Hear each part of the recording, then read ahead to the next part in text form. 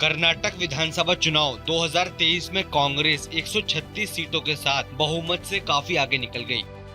राज्य में बहुमत के लिए कुल 224 विधानसभा सीटों में से 113 सीटें चाहिए होती हैं। वहीं बीजेपी महज 65 सीट के साथ सत्ता पर काबिज होने की दौड़ में काफी पीछे पिछड़ गई। इसके अलावा जेडीएस का 19 सीटों के साथ सत्ता में शामिल होने का सपना भी टूट गया। कर्नाटक विधानसभा चुनाव 2023 की मतगणना से नई विधानसभा की तस्वीर भी साफ हो गई। स्पष्ट तौर पर कांग्रेस पूर्ण बहुमत के साथ सत्ता में वापसी कर गई। साफ है कि कर्नाटक में मतदाताओं ने पिछले 35 साल की परंपरा को कायम रखा, जिसके तहत वे हर बार सरकार बदल देते हैं और इस बार भी वही हुआ। कर्नाटक विधानसभा चुनाव 2023 के प्रचार के लिए बीजेपी और कांग्रेस की ओर से पूरा दमखम दिखाया गया। बीजेपी की तरफ से जहां पीएम मोदी ने जमकर रैलियां की, तो कांग्रेस की ओर से राहुल गांधी, प्रियंका गांधी और पार्टी अध्यक्ष मल्लिकार्जुन खड़गे खूब सक्रिय रहे। पीएम मोदी ने तो चुनाव प्रचार के आखिरी चरण में भी 22 रैलियां की। कांग्रेस की जीत के क्या मायने हैं?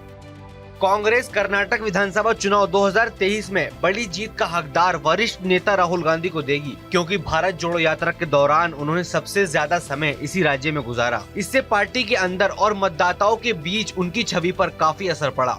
वहीं मल्लिकार्जुन खड़गे की भी पार्टी में स्थिति और मजबूत होगी, क्योंकि कर्नाटक उनका गृह राज्य है। उन्होंने राज्य में कांग्रेस को जीत दिलाने के लिए कड़ी मेहनत की। अब कांग्रेस में वरिष्ठ नेता सोनिया गांधी की अहमियत पहले से ज्यादा बढ़ जाएगी। दरअसल वे लोकसभा चुनाव 2019 के बाद पहली बार पार्टी के प्रचार के लिए मैदान में उतरी और कांग्रेस को इसका फायदा भी मिला। बीजेपी के लिए इस हार के मायने। कर्नाटक चुनाव 2023 के प्रचार के दौरान बेशक पीएम मोदी ने बहुत रैलियां की, लेकिन इसका उनकी छवि को इससे खास नुकसान नहीं होगा। दरअसल चुनाव विश्लेषकों का मानना है कि बीजेपी को कर्नाटक में जितनी सीट मिली है वो पीएम मोदी और पार्टी की छवि की वजह से मिली। विश्लेषकों के मुताबिक राज्य में सत्ता विरोधी लहर का बीजेपी को खामियाजा भुगतना पड़ा।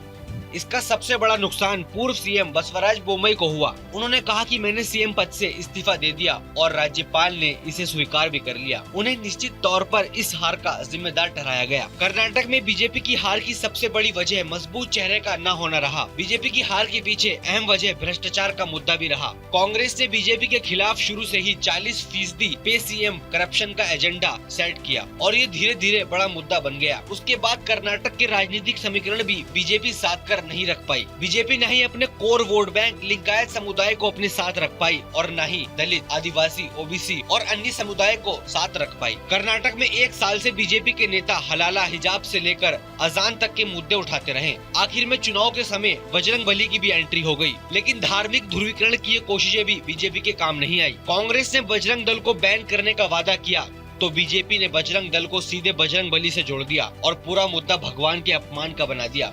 बीजेपी ने जमकर हिंदू कार्ड खेला, लेकिन ये दांव भी काम नहीं आ सका और बीजेपी को कर्नाटक में जबरदस्त हार को झेलना पड़ा।